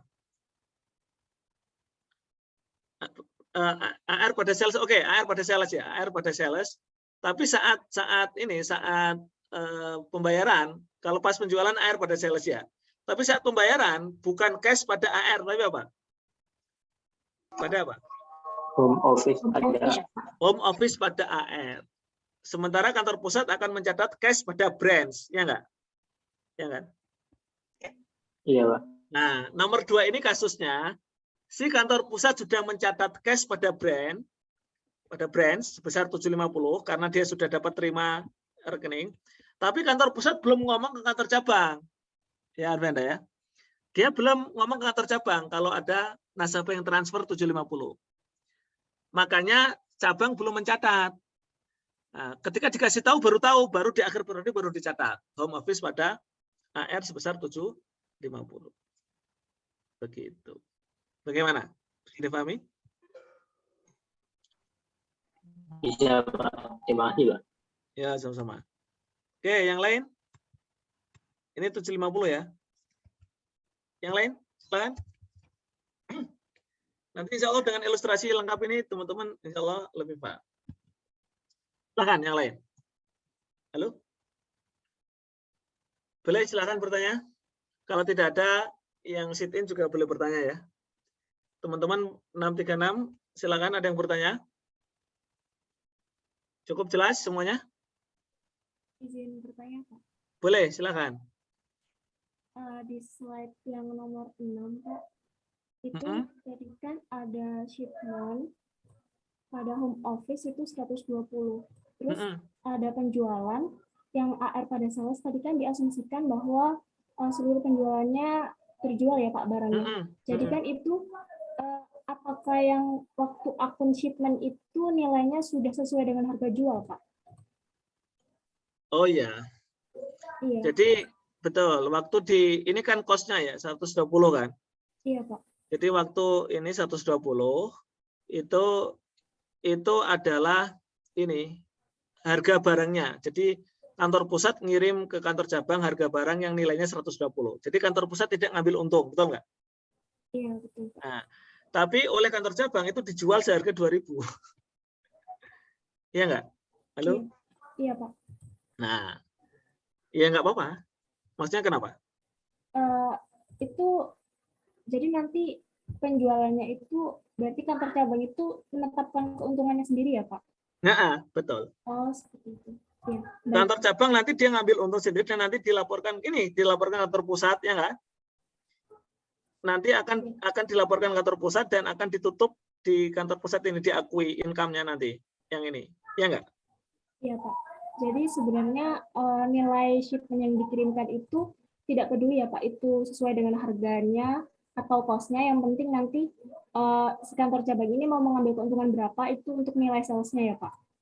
Betul. Nah, jadi yang berkepentingan harga cost-nya itu yang berkepentingan sebenarnya kantor pusat, Arum. Ini kan kantor pusat nggak ngambil untung di kantor cabang, betul nggak? Iya Pak. Ini dia nggak ngambil untung, makanya tetap 120. Dia nggak ngambil untung mana tadi? Dia nggak ngambil untung. Makanya dia cuma mencatat pada shipment 120, betul nggak? Iya, betul Pak. Coba kalau kantor pusat ngambil untung, misalnya begini, ya ini cabang nih, ada cost 120 tapi tak jual ke kamu 200, ya nggak? Berarti nanti kantor cabang akan mencatat shipment-nya 200, ya nggak? Iya. Halo?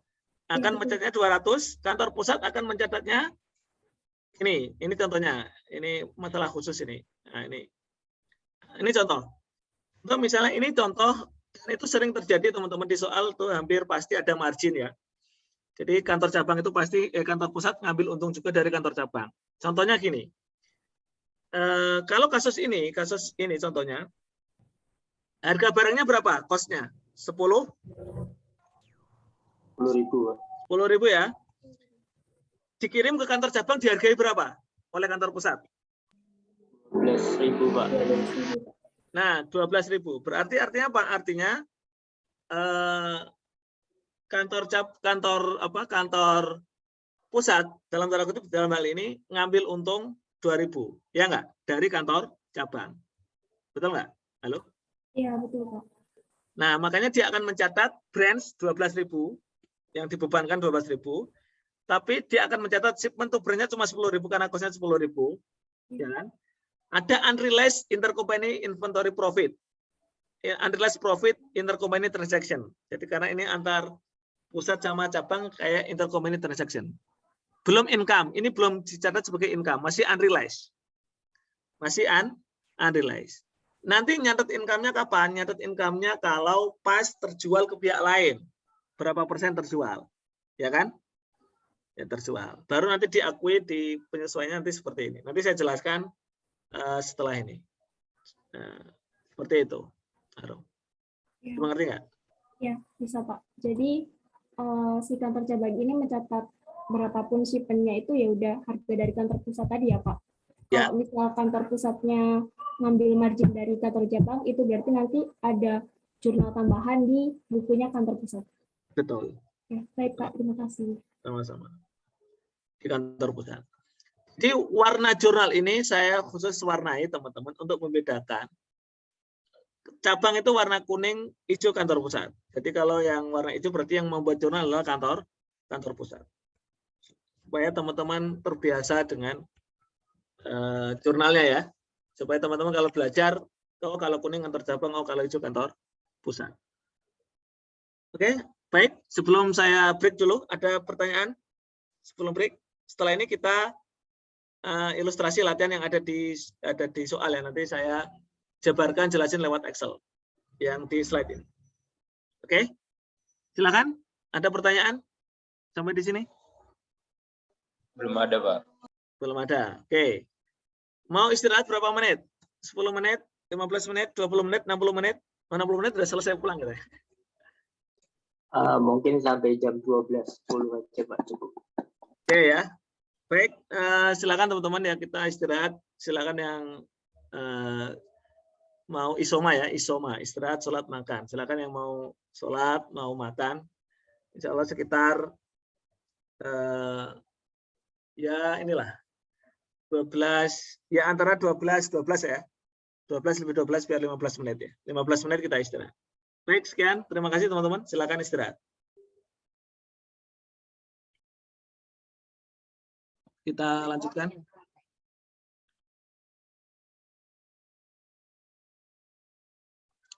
Oke. Kita ke Excel ya. Ini sebenarnya contohnya ada di PowerPoint, tapi saya jelasinnya lewat Excel supaya nanti pelan-pelan teman-teman bisa memahami. Oke. Baik.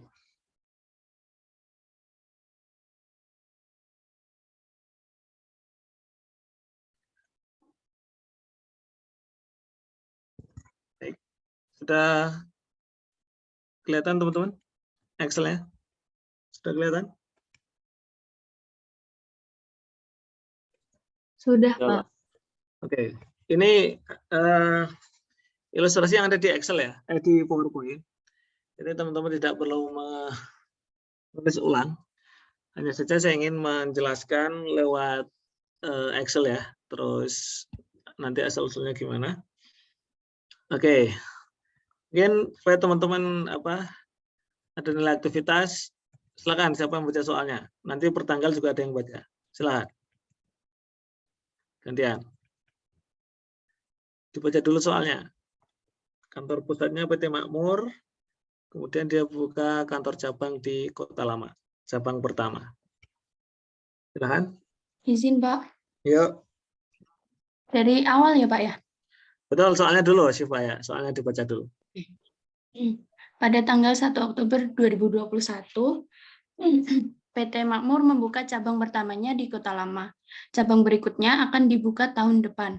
Pembukuan dilakukan di cabang dan laporan keuangan cabang disusun setiap akhir bulan dan dikirimkan ke kantor pusat. Barang dagang ditagih pada harga pokoknya. Peralatan dicatat pada pembukuan kantor pusat. Cabang dikenakan biaya investasi sebesar 6% atas investasi kantor pusat yang dibayarkan setiap awal bulan. Berikut ini adalah transaksi cabang Kota Lama selama Oktober 2021. Lanjut apa? Oke, terima kasih Syifa. Yang tanggal 1 Oktober ganti orang. Silakan. Saya, Pak. Ya. 1 Oktober menerima transfer uang dari kantor pusat sebesar $6.000. Nah, oke, sebentar. Alif. Ini teman-teman notulennya dicatat ya. Naomi ya. Arfi Anda dicatat ya. Baik, Pak. Oke. Oke, Alif. Kantor cabang nyatetnya gimana? Ketika dia menerima transferan, dia terima apa? Dia menerima di kantor cabangnya itu cash pada home office sebesar $6.000. Oke, sebentar. Ganti yang lain. Kantor pusat siapa? Yang kantor pusat. Izin, Pak. Ya, silahkan. Yang kantor pusat branch pada cash ya, Pak? Ya, branch pada cash. Ya, betul. Jadi ini kayak dia investasi ke kantor cabang. Ini branch itu sebenarnya kepanjangan dari investment in branch, ya gitu ya. Terus disingkat branch gitu ya. Kalau home office itu kayak modal ya. Home office itu sebenarnya modal. Oke, silakan nomor tanggal 5. Izin Pak, Ya, tanggal 5 Oktober menerima barang dagang dari kantor pusat pada harga pokok $12.000. Kantor cabang mencatat shipment from home office pada home office sebesar $12.000, Pak. oke. Nah, jadi ini di soal ini itu tidak ada margin, tidak ada keterangan margin yang diambil oleh kantor pusat. Jadi kantor pusat ngambil pada harga pokoknya, jadi tidak ngambil untung. Maka ada keterangan pada harga pokok. Jadi 12.000. Jadi si kantor pusat juga akan mencatatnya 12.000. Apa jurnal kantor pusat? Izin Pak. Ya, gantian, silakan. Itu branch pada shipment to branch Pak sebesar 12.000. Ya. Jadi sekali lagi ini karena tidak ada ini ya, tidak ada margin. Tapi kalau tadi misalnya kantor pusat itu sebenarnya cost-nya 10.000, berarti jurnal kantor pusat gimana? Kalau misalnya ini kan kebetulan pada harga pokoknya 12.000 juga gitu. Jadi tidak ada untung. Tapi misalnya harga pokoknya 10.000, jurnalnya gimana? Untuk kantor cabang nggak ada perubahan karena dia terimanya 12.000, nggak ada perubahan. Kalau kantor pusat misalnya sebenarnya cost-nya itu 10.000, tapi dihargai ke kantor cabang dia ngambil untung, ya, dia dihargai menjadi 12.000. Jadi ada untung berapa? 2.000. Gimana jurnalnya kantor pusat? Gimana jurnalnya? Berarti bench, shipment to branch sama unrealized, Pak. Unrealized sebesar 2.000. Ini kalau misalnya di soal diganti ya. Kalau di soal kan pada harga pokoknya. Misalnya ada margin 20% dari harga pokok. Berarti ada margin 2.000 ya. Misalnya harga pokoknya diasumsikan sebesar 10.000. Nah, tapi karena ini soalnya gitu ya kita ikuti soal. Ini yang tadi sudah kita bahas ya. Kalau misalnya karena seringnya teman-teman soal itu kiriman barang itu di atas harga pokoknya. Jadi ada margin. Nah, gitu. Teman-teman soal terlalu juga ada marginnya gitu ya. Jadi teman-teman jarang yang tanpa margin, jarang biasanya di soal-soal. Oke, 10 Oktober silakan. Izin Pak. Yuk. 10 Oktober memberi peralatan kantor seharga 3.000 tunai. Peralatan ini akan dicatat di buku kantor pusat. Ya. Jurnal di kantor cabangnya home office terhadap cash ya Pak? Ya, betul. Home office terhadap cash besar 3.000 Pak. 3.000. Oke, silakan. Apa? Kantor Izin, pusat? Pak. Izin, Pak. Ya. Saya dulu aja deh. Untuk kantor pusat berarti mencatat equipment pada branch sebesar 3.000. Betul, pada branch sebesar 3.000. Ya. Betul. Nah, ini teman-teman sudah ini kan. Nanti biasanya variasinya adalah kantor cabangnya tidak cuma satu. Jadi teman-teman harus cepat nulisnya. Ini kan cuma satu kantor cabangnya. Nah, nanti kantor cabangnya tidak cuma satu. Jadi teman-teman harus cepat dalam menulis jurnal yang berulang-ulang sebenarnya, tapi angkanya beda-beda gitu ya. Karena cabangnya beda-beda. Tanggal 15. Tahan, 15 Oktober. Izin, Pak. Ya, kerja. Tanggal 15 Oktober menjual kredit barang dagang seharga 6.500. Jurnalnya account receivable pada sales sebesar 6.500. Ya, oke. 6.500. Kantor pusatnya? Ada jurnal nggak? Kantor pusat ada jurnal nggak? Nggak ada, Pak. Nggak ada, oke.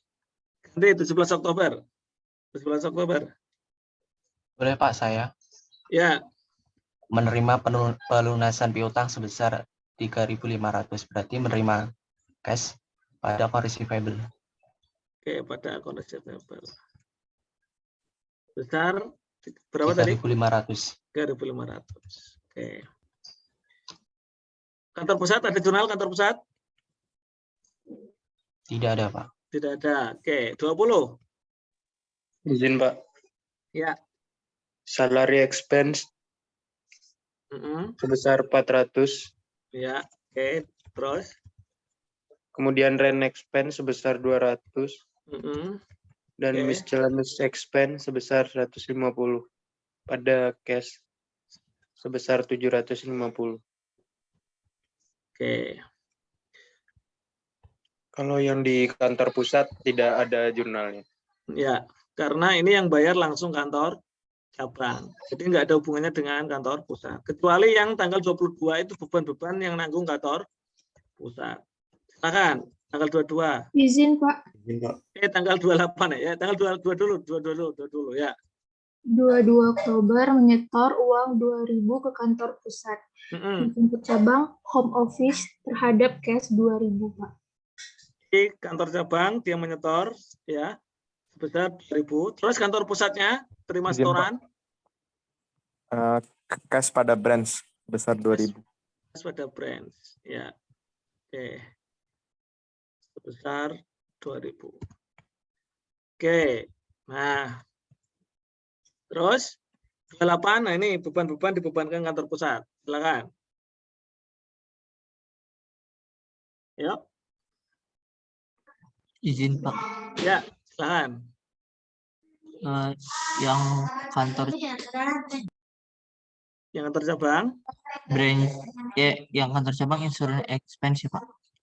Terus apalagi itu? 35, terus di sini ada beban penyusutannya, berarti di kantor cabang juga depreciation expense-nya, Pak. Berapa? Depreciation expense-nya 35, Pak. Bentar, Pak. 50, Pak. Oke, terus? Beban tax expense-nya 25. Terus advertising expense-nya itu 300. Terus beban bunga. Bunganya 90 ya, Pak, interest expense. 90. Jadi 6% dari investasi awal. Investasi awalnya kantor pusat berapa? 18.000 kan? Iya, Pak. Ini dikali 6%. Ini sebenarnya investasi awal 18. Oke. Pada home office ya, Pak. Pada home office karena ditagihkan kantor pusat. Oke, silakan gantian yang kantor pusat. Yang kantor pusat? Halo? Izin, Pak. Saya, Pak. Izin, Pak. Saya. Boleh gantian, siapa? Debitnya branch sebesar 500. Ya. Untuk kreditnya berarti jadi insurance expense sebesar 35. Oh, asumsi oke. Kalau jurnal insurance asumsinya apa? Prepaid insurance. Prepaid, Pak. Bisa prepaid, bisa insurance expense tergantung asumsinya, betul nggak?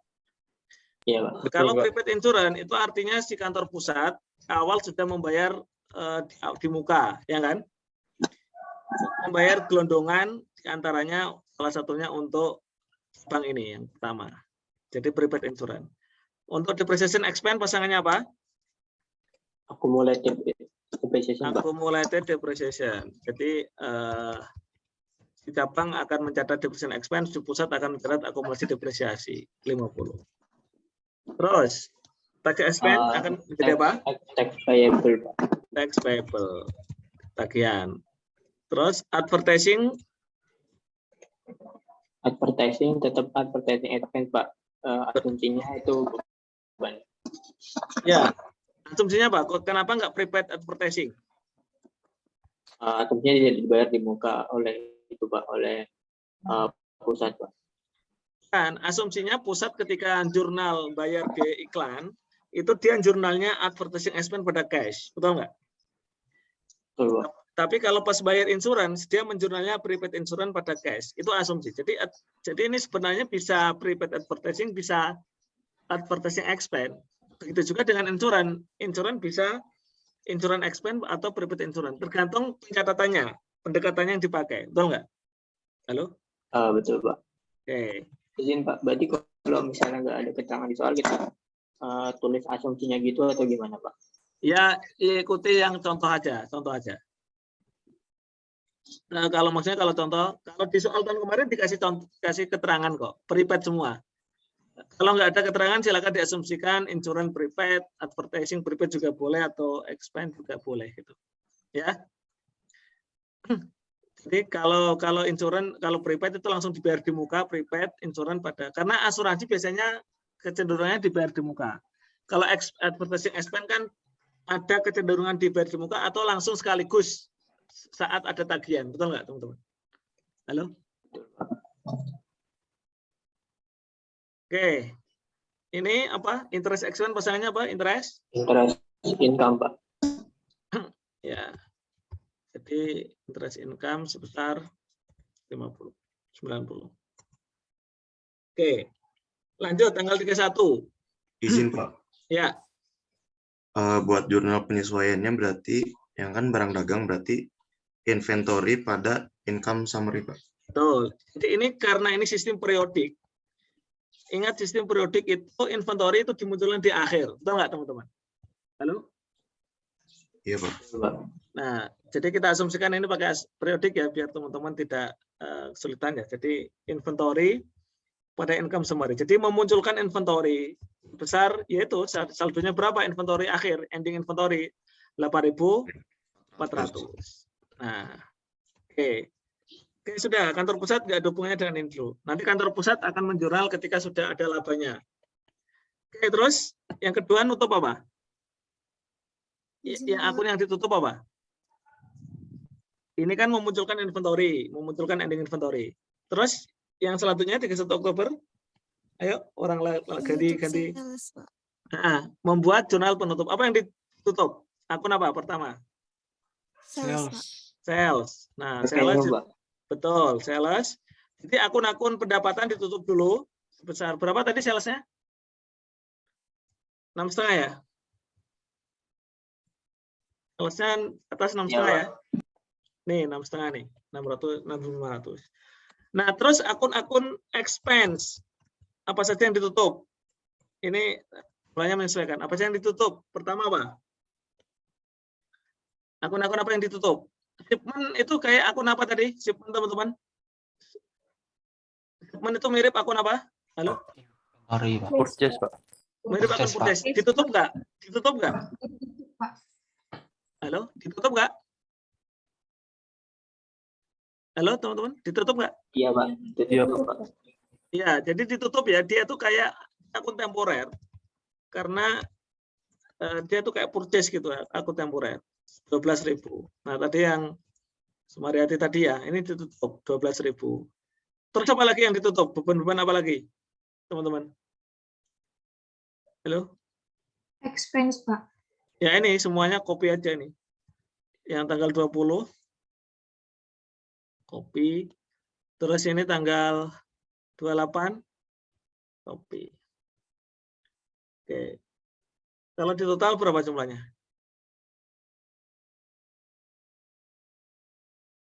Berapa teman-teman? Coba total. 13.250 Pak. Coba ini kita total ya.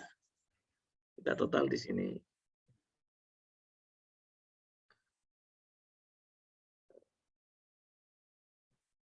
$13.250. Oke.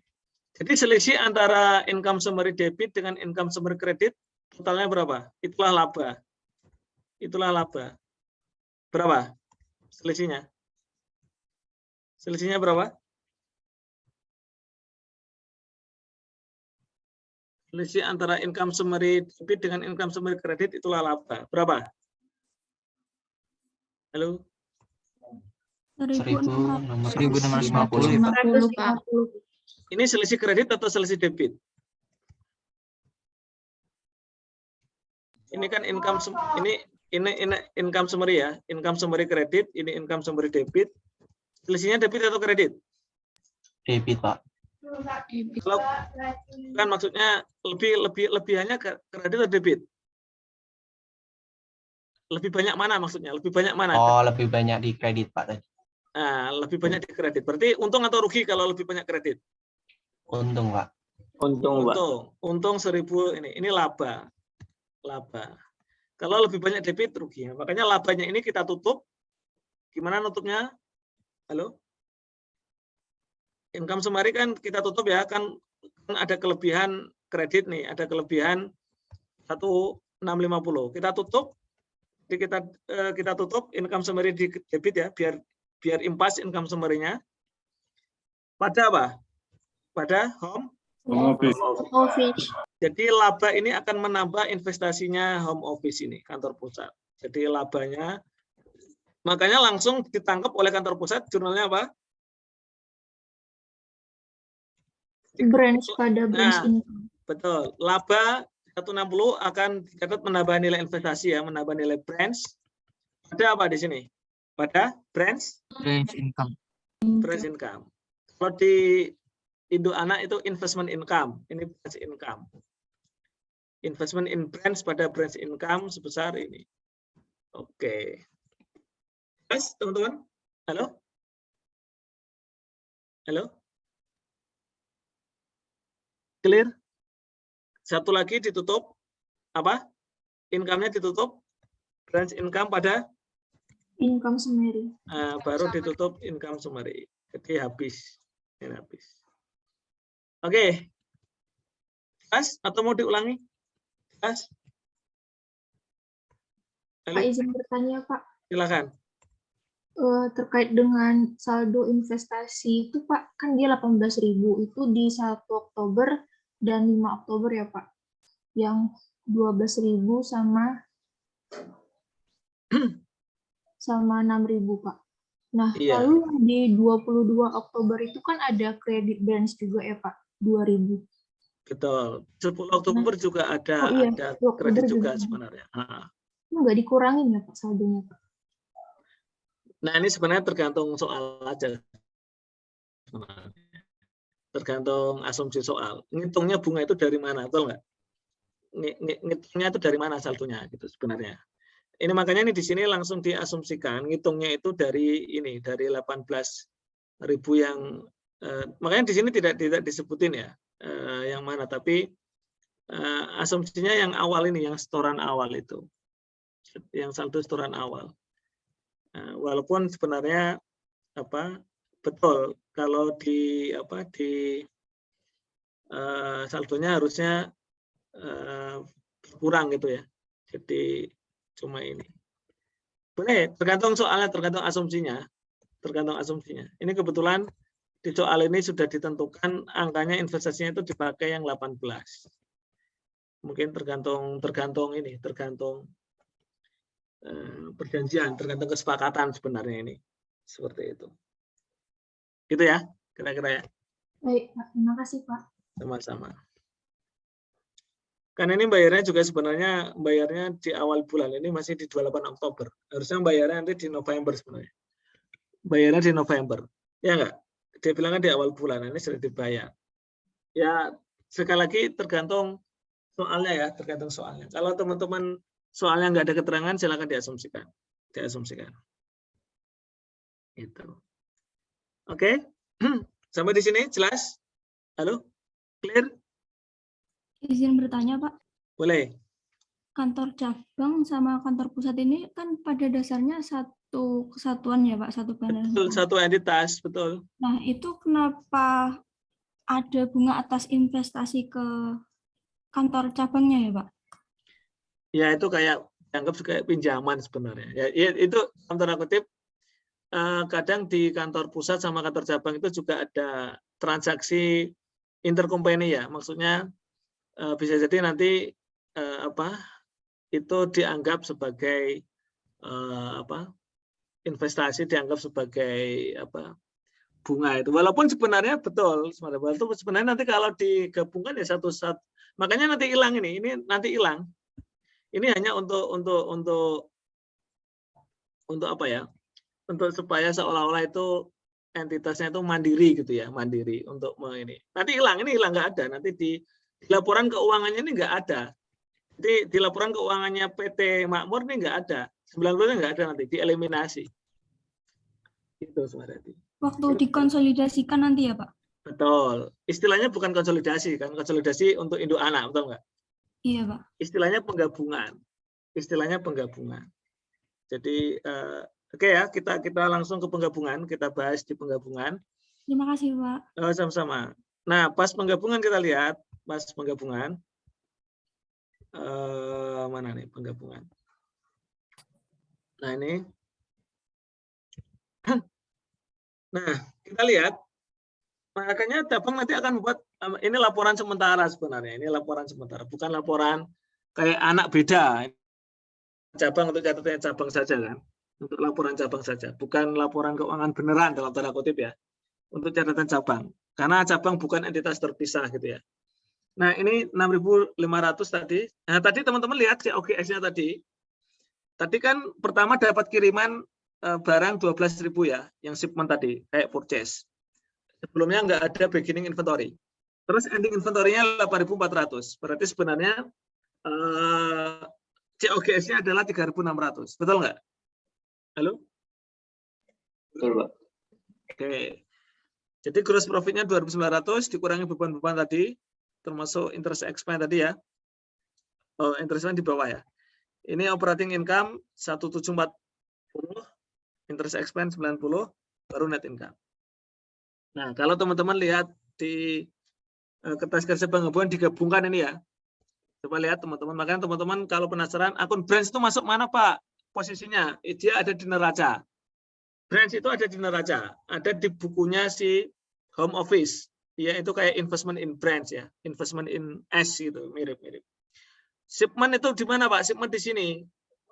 Di bawahnya purchase kan. Nah, ini. Jadi shipment from sama shipment to itu adanya di sini. Di bagian expense dia, di bagian expense. Di bagian expense. Ya, saat menentukan ending inventory ya. Menentukan COGS. Jadi di sini. Seperti itu. Nah, ini teman-teman perhatikan ininya ya. Apa laporannya. Makanya kalau teman-teman lihat balance sheet-nya branch itu isinya ini, ada cash, AR, inventory tadi ya. Cash itu yang di awal tadi saldonya di 750. Teman-teman tinggal dijumlahin aja jurnal-jurnal tadi. Ya, dapat tes pertama 6.000 terus dikurangi ditambah ya saldonya ini. Akun receivable 3.000 tadi bisa dilihat. Inventory saldonya 8.400, kalau di total 15 atau 50. Nah, itu sama dengan ini. Namanya home office post closing. Jadi home office post closing itu adalah saldo home office ya setelah di closing. Sekarang kita lihat. Nah, oke, sekarang saya tanya. Saldo home office pertama berapa? Kita lihat dulu. Saldo akun home office. Saldonya pertama berapa? 6.000. 6.000, Pak. 6.000 ditambah berapa? Ditambah berapa? 3.000, Pak. 12 dulu dong. 12 dulu. 12.000. Terus dikurangi berapa? Dikurangi berapa? 3.000. Dikurangi 3.000. Terus dikurangi berapa lagi? 2.000. 2.000. Terus dikurangi berapa lagi? Ditambah 500. Oh, ditambah 500. Total berapa? Oh ya, total berapa? 13.500. 13.500. Itu adalah home office pre-closing. Jadi saldo home office sebelum ditutup, sebelum jurnal penutup. Makanya di sini home office pre-closing. Nah, nanti yang digunakan di ekuitasnya branch itu adalah yang post closing. Post closing itu setelah jurnal penutup. Ini jurnal penutup. Setelah jurnal penutup, ketambahan berapa home office? Ketambahan berapa? Setelah jurnal penutup, ketambahan berapa? 1.650. Saldonya berapa? 15? 150. 150. 15 atau 50 itu di sini. Karena nutupnya beda nanti. Nutupnya pas saat eliminasi beda ya. 15 atau 50 itu dibedain. Pertama, yang 13.500 ini yaitu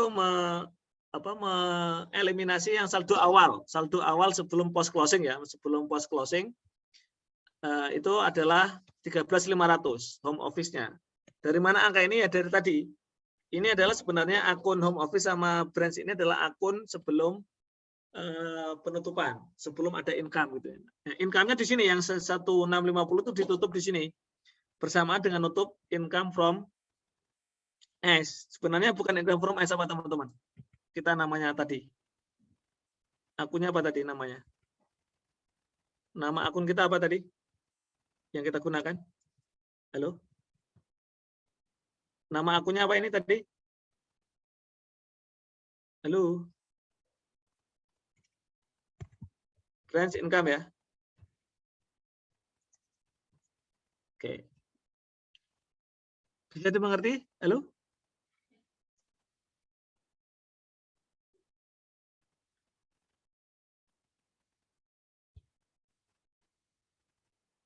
Apakah suara saya terdengar? Dengar Pak, bisa Terdengar, dimengerti Pak. Bisa, Pak. Nah, kalau nggak ada jawaban, saya curiga ini. Khawatirnya saya itu ngomong sendiri gitu loh. Nah, itu sering terjadi, teman-teman. Saya ngomong sendiri, ternyata ada gangguan jaringan gitu ya. Kok nggak ada yang nyaut, nggak ada yang ini respon. Nah, makanya saya pastikan saya selalu nanya supaya ada respon dan tetap tersambung. Oke, jadi yang dieliminasi itu akun-akun yang resiprokal ya. Income from branch atau branch income sama saja. Itu dieliminasi, terus shipment, akun shipment juga dieliminasi, terus home office brand tadi ya, itu dieliminasi ya, yang pre-closing. Terus akun resiprokal ini dieliminasi, yang interest expense sama interest income.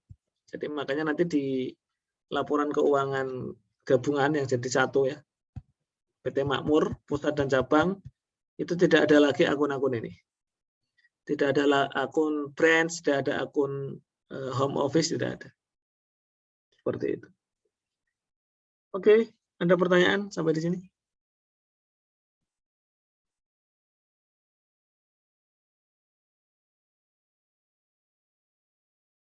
Halo? Sepertinya belum ada, Pak. Oke, Belum, Pak.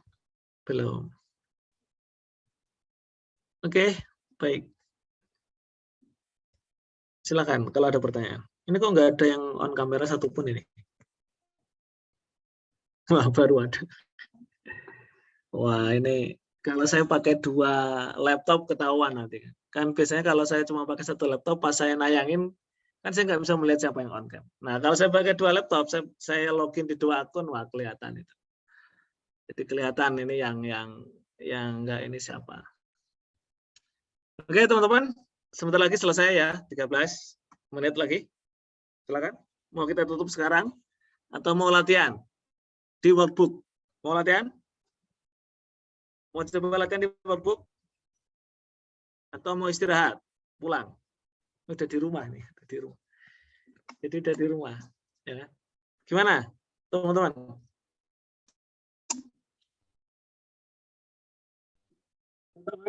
Kalau ada pertanyaan silakan. Untuk yang selanjutnya nanti kita bahas pekan depan aja.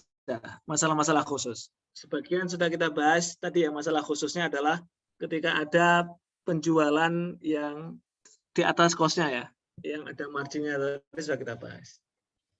Oke, silakan kalau ada pertanyaan. Mau latihan? Izin bertanya, Pak. Boleh, silakan. Kalau yang terkait agen penjualan itu ada yang kayak tadi nggak Pak, yang interest expense itu Pak, yang bunga? Yang gimana maksudnya? Yang kayak tadi kan kantor pusat kayak investasiin ke kantor cabang itu Pak, makanya ada interest expense. Kalau yang agen penjualan sendiri itu ada kayak gitu ya nggak Pak dari kantor yang pusat? Nggak ada. Kalau karena agen penjualan itu pada hakikatnya adalah kantor pusat. Agen penjualan itu tidak berdiri sendiri. Kalau cabang kan dalam tanda kutip ada wewenang untuk mandiri, ya enggak? Sehingga seolah-olah dia itu bisa mandiri, seolah-olah entitas terpisah, seolah-olah. Jadi seolah-olah dia itu kayak perusahaan ini sendiri, seolah-olah, tapi bukan, satu perusahaan masih. Tapi kalau agen penjualan itu dia adalah kantor pusat. Dia adalah perwakilan kayak perwakilan perpanjangan kantor pusat. Makanya dia tidak melakukan pembukuan. Jadi dia transaksinya ya transaksi kantor pusat. Itu semua yang dilakukan aktivitas. Jadi aktivitasnya terbatas ya. Tidak seperti kantor cabang. Itu kalau agen penjualan. Oke, teman-teman? Jelas? Jelas Pak, terima kasih. Yuk, sama-sama. Jadi agen penjualan itu tidak melakukan pembukuan, tidak menjurnal. Yang berjurnal kantor pusat. Ya, jadi tidak ada interest expense, nggak ada, nggak ada expense. Semua expense itu adalah expense-nya kantor pusat. Makanya kayak tadi dia bayar gaji dan sebagainya itu adalah kantor pusat yang mencatat expense. Ya tadi dalam bentuk kayak ngisi P3K tadi ya. Awalnya dikasih modal berapa, nanti kepakai berapa diisi lagi, ya. Baru dicatat expense itu tadi, pas pengisian tadi. Itu untuk agen penjualan. Oke, silakan. Jelas, teman-teman?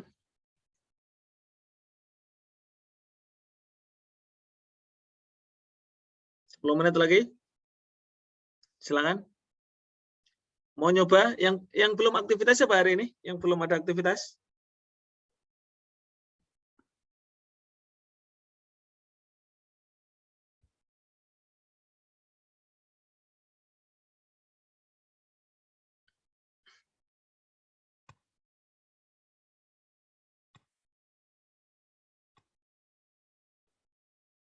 Ini sepertinya udah pada ini ya, pada capek ya. Kok saya yang ngomong sendirian sepertinya.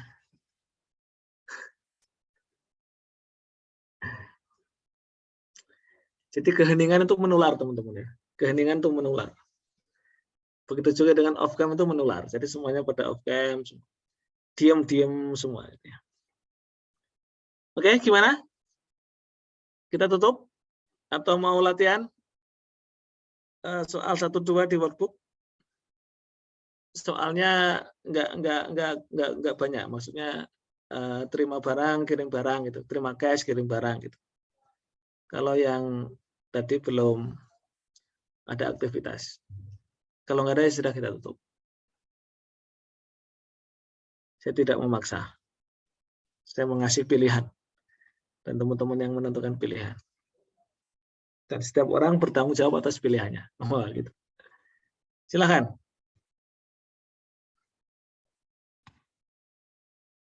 Apalagi koordinasi nih, lagi koordinasi di grup.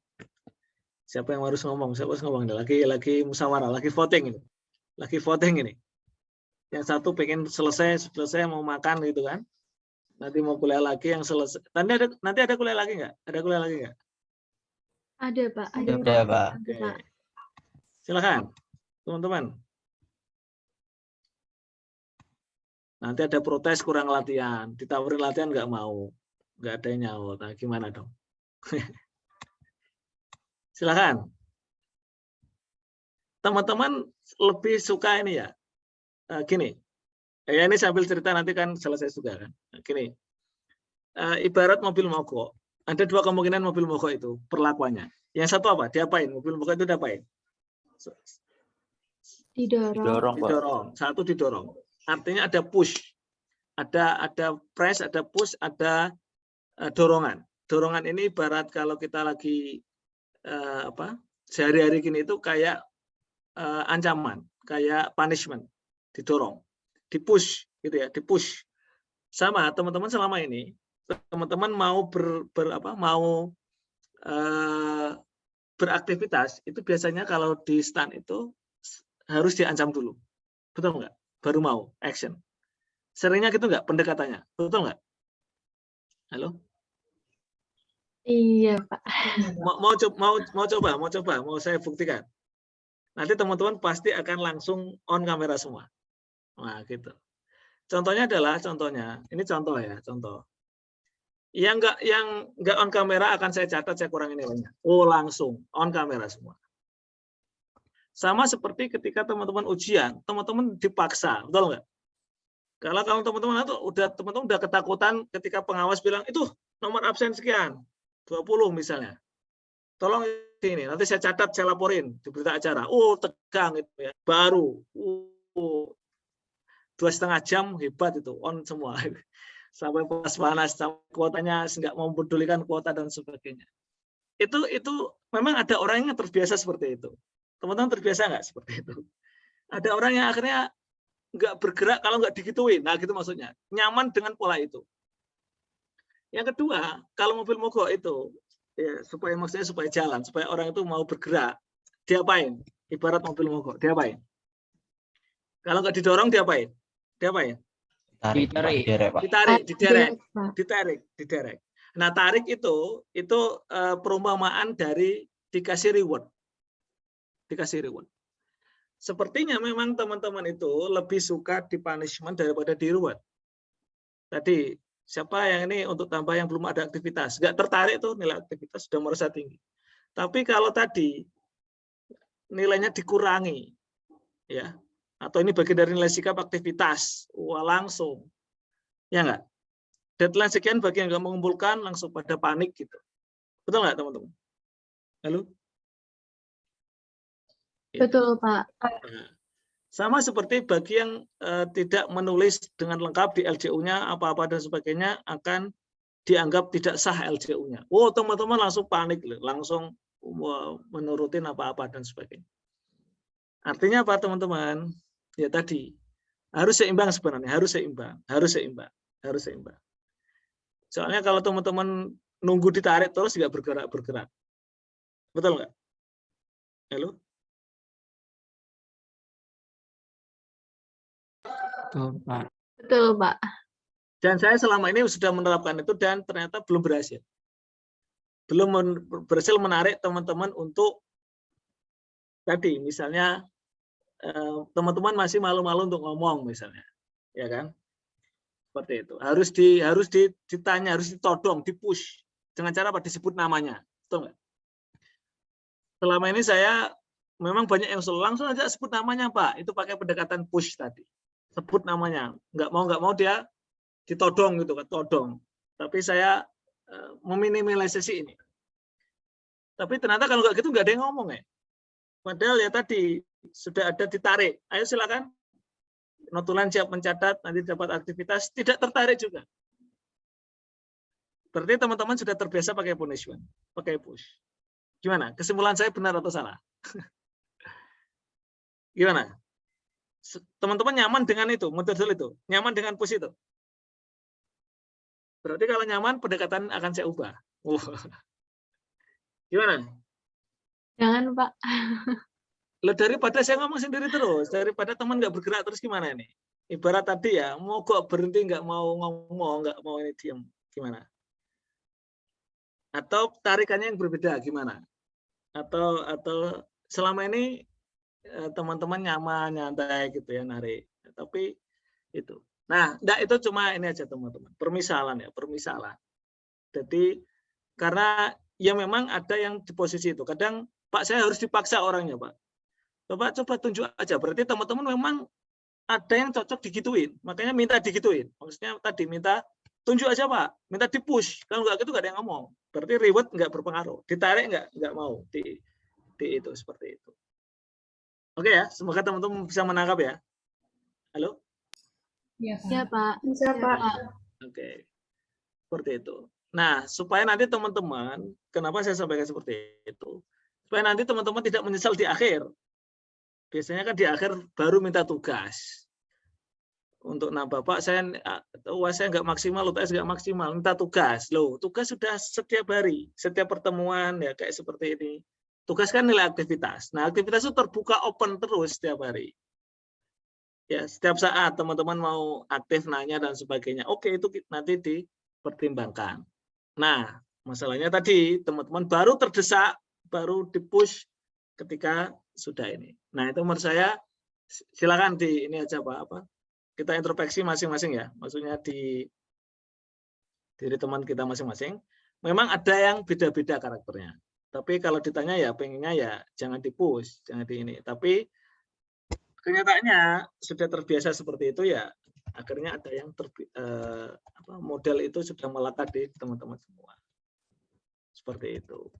KTTA nggak jadi-jadi makanya harus ditentukan target, deadline. Kalau nggak ngumpulin sekian, jam sekian, dianggap tidak ini. Nah, itu baru ini. Baru jadi, dipaksa. Betul nggak? Seperti itu. Oke, baik. Sudah pas jam ini. Ada yang mau bertanya? Silakan. Oh, nggak ada. Ya sudah. Belum ada, Pak. Belum ada. Oh, belum ada terus ya? Seringnya belum ada. Oke, nggak apa-apa, teman-teman. Oke ya, jadi yang jelas ini sudah selesai. Teman-teman Insya Allah nanti ini aja ya, tunggu dari PAK ya, pengumuman nilai. Insya Allah sebentar lagi kok, nanti PAK akan mengumumkan di masing-masing akun mahasiswa dan nanti bisa dilihat nilainya. Jadi yang di luar di atas ekspektasi ya jangan berpuas diri, jangan berbangga gitu ya. Bagi yang di bawah jangan berkecil hati. Jadi tetap semangat. Jadi maksudnya di bawah ekspektasi ya. Maksudnya di bawah ekspektasi. Kalau yang di atas ekspektasi jangan berbangga dan jangan apa istilahnya terlena gitu ya. Jadi kita masih ada kesempatan. Dan sekali lagi tolong optimalkan semua kesempatan yang teman-teman miliki sebelum nanti ada penyesalan di kemudian hari. Ya. Jadi tetap gembira, apapun kondisinya tetap gembira, tetap sabar, tetap tersenyum ya. Ya, intinya tetap tersenyum apapun kondisinya dan sekali lagi tetap jaga kesehatan. Kalau nanti misalnya nanti jadi offline ya mudah-mudahan kita bisa ketemu di kampus. Ya kan? Bisa ketemu di kampus. Oke, silakan ditutup. Baik, sebelum menutup perkuliahan pada hari ini, alangkah baiknya kita berdoa terlebih dahulu agar ilmu yang kita dapatkan dapat kita terima dengan baik. Berdoa di persilahan.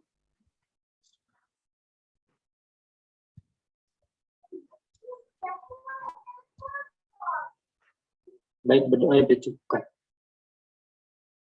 Ya, baik. Terima kasih Arpianda dan terima kasih teman-teman semua.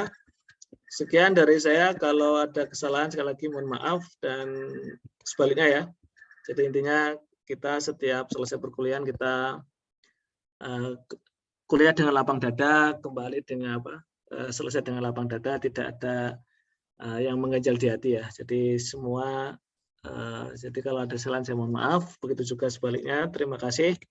Selamat siang, salam semangat, salam sehat. Assalamualaikum warahmatullahi wabarakatuh. Tetap semangat. Terima kasih. Waalaikumsalam warahmatullahi wabarakatuh. Terima kasih banyak Pak. Sama-sama. Silakan. Ya, jangan lupa isi feedback ya. Terima kasih.